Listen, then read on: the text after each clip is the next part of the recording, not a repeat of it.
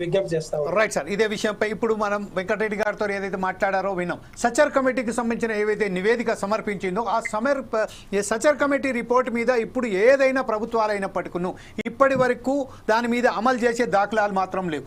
అలాగే ఇది కేవలం ఒక హైదరాబాదో తెలంగాణలో లేకుంటే ఆంధ్రకు సంబంధించిన విషయం కాదు, యావత్తు భారతదేశానికి సంబంధించిన విషయం. ఇందులో ప్రధానంగా మనం చూసినట్టయితే మధ్యప్రదేశ్, యూపీ లాంటి ఈ ప్రదేశాలు, వెస్ట్ బెంగాల్కి సంబంధించిన అనేక రాష్ట్రాలలో వక్ఫులకు లక్షల కోట్ల రూపాయల ఆస్తులు ఉన్నాయి, లక్షల ఎకరాల భూములు ఉన్నాయి. కానీ అది దుర్వినియోగం అయిందని మాత్రం వాస్తవం. కాకపోతే అది ఉపయోగించుకున్నది కొంతమంది మాత్రమే.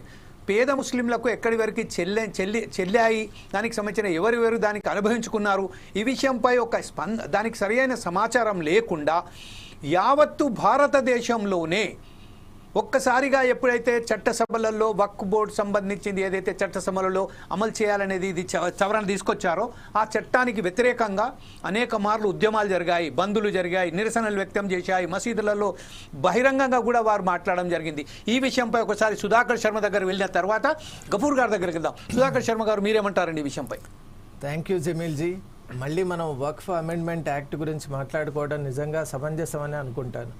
ఎందువల్ల అంటే ఈ యాక్ట్ గురించి మనం ఎంతగా విశ్లేషణ చేస్తామో, ఎంత లోతుగా మనం అధ్యయనం చేస్తామో అంత దీని యొక్క రియాలిటీ ఏమిటి అనేటువంటి విషయం మన అందరూ కూడా తెలుసుకోవటం వల్ల ఈ యాక్ట్ ఎలా నిజంగా ఇది ఇంప్లిమెంట్ కనుక చేసినప్పుడు, ఎగ్జిక్యూట్ అయినప్పుడు అది ఎలా ప్రభావితం చేస్తుంది అనేటువంటి విషయం మనకు బోధపడుతుంది. ముఖ్యంగా మనం గమనించినప్పుడు వక్ఫ్ అనేటువంటిది భగవత్ సంబంధమైనటువంటిది. ఎందువల్ల అంటే మనం సెక్యులర్ ఒక ఫ్రేమ్వర్క్లో ఉన్నాం కాబట్టి అది ఏ దేవునికి సంబంధించిందైనా ఇది వక్ఫ్ అనేది నిజంగా ఒక పవిత్రమైనటువంటిది. అది ముందు మనం అందరూ కూడా గ్రహించాలి. ఇంకొకటి, అది మనస్ఫూర్తిగా చేసినటువంటి ఒక విధానంలో ఉన్నటువంటిది కాబట్టి ఇక్కడ రెండు ఆస్పెక్ట్స్ ఉన్నాయి జమీల్జీ. ఒకటేమో లీగల్ ఆస్పెక్ట్ ఒకటి, రెండవది సెంటిమెంటల్ ఆస్పెక్ట్ ఇంకొకటి. లీగల్ ఆస్పెక్ట్ కనుక మనం చూసినప్పుడు ఎలా ఉంటుందంటే, ఒకరు వాళ్ళ ఇష్టపూర్తిగా మనస్ఫూర్తిగా భగవంతుడిని ఉద్దేశించి ఒక వక్ఫ్ అనేది చేస్తున్నారు. మరి అటువంటి విషయంలో ఇతరుల జోక్యం మామూలుగా అంత సమంజసం కాదు. కానీ చాలా సంవత్సరాలుగా మనం చూసినప్పుడు అక్కడ ప్రభుత్వం ఏం భావిస్తోందంటే, కేంద్ర ప్రభుత్వం అక్కడ పవర్ సెంట్రిక్ నేచర్ అనేటువంటిది ఒకటి ఏర్పడింది. అది ఎందువల్ల అంటే వక్ఫ్ అనేటువంటిది కొంతమంది చేతుల్లోనే ఉంటూ వాళ్ళ యొక్క స్వప్రయోజనాలకు మాత్రమే ఉపయోగపడేటట్లు ఉంది. ఫలితం అనేటువంటిది ప్రతి ఒక్కరికి చెందాలి. ఎందువల్ల అంటే ప్రధానంగా ఉన్నటువంటి మతాలు ఇక్కడ మనకు భారతదేశంలో 3. ఒకటేమో మన సనాతన ధర్మం ఒకటి, అలాగే ఇస్లాం ఒకటి, అలాగే క్రిస్టియానిటీ ఒకటి. అదర్ రిలీజియన్స్ డెనామినేషన్స్ కూడా ఉన్నాయి. కానీ ప్రధానంగా ఉన్నటువంటి ఈ విధంగా ఉన్నటువంటి సమయంలో ప్రతి మతం కూడా చెప్పేటువంటి సత్యం కానీ, ప్రతి మతం బోధించేటువంటి విధానం కానీ ఒక్కటే.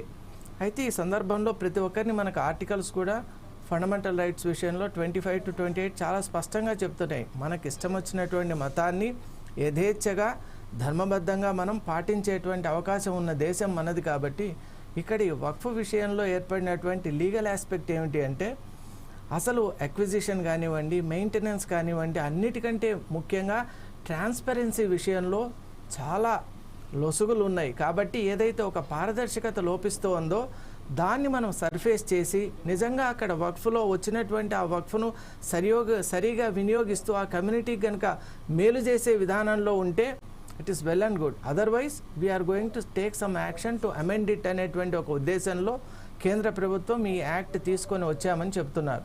అలాగే సెంటిమెంట్ ఆస్పెక్ట్లో కనుక మనం చూసినప్పుడు ఎప్పుడైతే వక్ఫ్ బోర్డును constitution of the Waqf board ఉందో అక్కడ ప్రధానంగా మనకు నాన్ ముస్లిం పర్సన్స్ ఎప్పుడైతే ఆ వక్ఫ్ బోర్డులో ఉండటం అనేది అంత సమంజసంగా అనిపించడం లేదు. ఎందువల్ల అంటే ఎవరి మతం గురించి ఎవరి మనోభావాలు ఎప్పుడు కూడా దెబ్బతినరాదు. సెక్యులర్ సెటప్లో ముఖ్యంగా ఏమిటంటే ప్రతి మతంలో ఉన్న వాళ్ళు కూడా యథేచ్ఛగా వాళ్ళు ఆ మతాన్ని వాళ్ళు అనుష్ఠానం చేసే విధానం ఉండాలి. కాబట్టి ఇక్కడ ఏమవుతోందంటే ఇక్కడ వేరే వాళ్ళని తెచ్చిపెట్టినప్పుడు కొంత ఈ మతస్థులకు కూడా వాళ్ళ ఆచార వ్యవహారాలు మిగతా వాళ్ళకి అంత పరిపూర్ణంగా అవగాహన ఉండదు. కాబట్టి ఒక చిన్న ఇబ్బంది ఉండే అవకాశం ఉంది.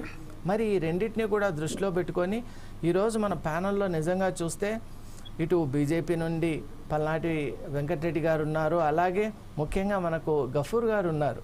ఎందువల్ల అంటే వారు కూడా ఈ విషయంపై సంపూర్ణమైనటువంటి అవగాహన ఉన్నవారు కాబట్టి. అలాగే మన మిత్రులు మిగతా వారు బండారు రామ్మోహన్ గారు ఉన్నారు, అలాగే షిబ్లీ గారు ఉన్నారు. నిజంగా వీరందరూ ఇలా కలిసి మనం అందరూ కూడా ఆన్లైన్లో మాట్లాడుకోవటం అనేది చాలా మంచి సందర్భం.